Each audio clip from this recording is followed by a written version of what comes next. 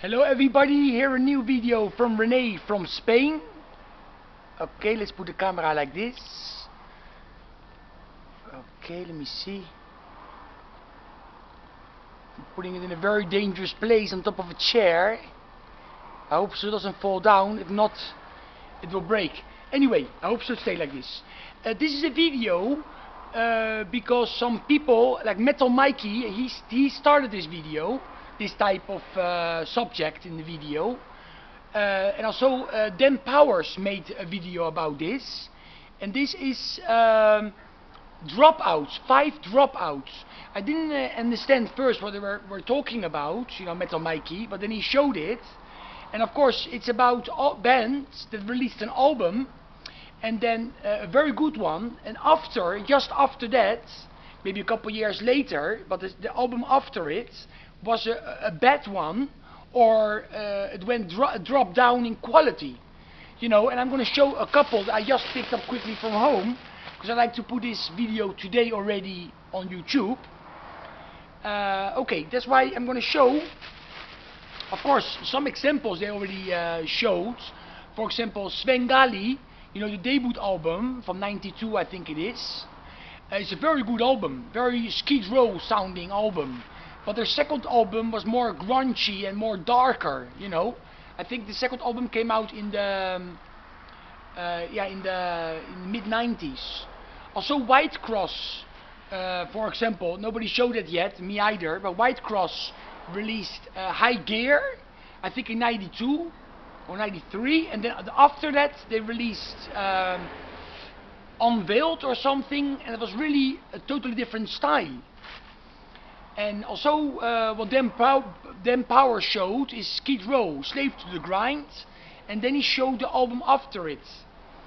Some other good examples I like to give myself is, for example, Tiger Tales with the Berserk album, and after that they released Washbones. That was also like a totally different style, really. I'm not saying Washbones is a bad album, but it's a lot heavier, a lot like modern sounding album than Berserk. I mean, Berserk is from 1990 and it's one of my all-time favorite glam metal albums ever. It's a masterpiece. I'm going to show some other records that I was let down by. I think Metalmickey also showed Halloween, The Keepers of the Seven Keys Part 2, and later he showed Pink Bubble Go Up, Go Ape, that came out in 1991. And also the next one, The Chameleon, is also a letdown. But anyway, I'm going to show some of my albums that I want to show. First one, Countdown to Extinction by Megadeth, a masterpiece in my opinion. I bought this actually in England in 1992 when it was released. I was just there that week, or that month, and I bought this. And again in England I bought this one, but this is the remastered version.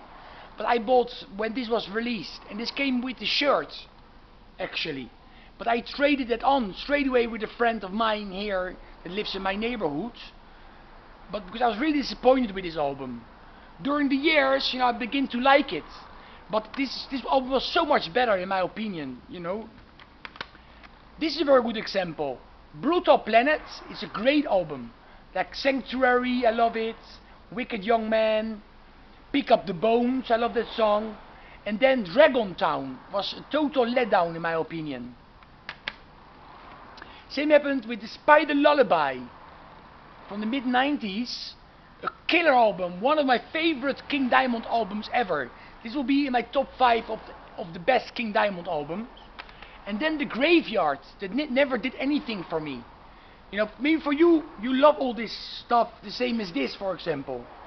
It's like with Metalmickey, he showed The Crimson Idol, and then after that he showed Still Not Black Enough. He thought it was a letdown, Still Not Black Enough. But I love that album. You know, that's why we all have different opinions, of course. You know, I never really got into this record.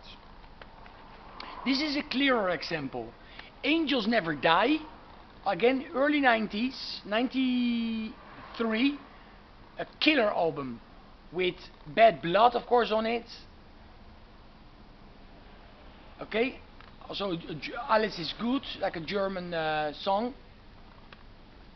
Great album. And then she released this one, Machine to Machine. Of course, this was the times when Ministry, 9 Inch Nails, and all those industrial bands were famous. Rob Zombie, and of course, she put that style into this album. And another very clear example, and the last one, because I'm going to show 5. Revenge, killer album, one of my favorite Kiss albums.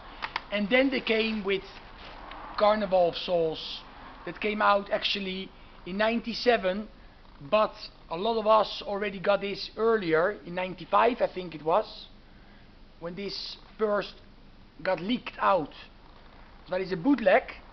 And then later, of course, the Reunion, the Unplugged album came out with the Reunion songs, guys, Peter Criss, Ace Frehley.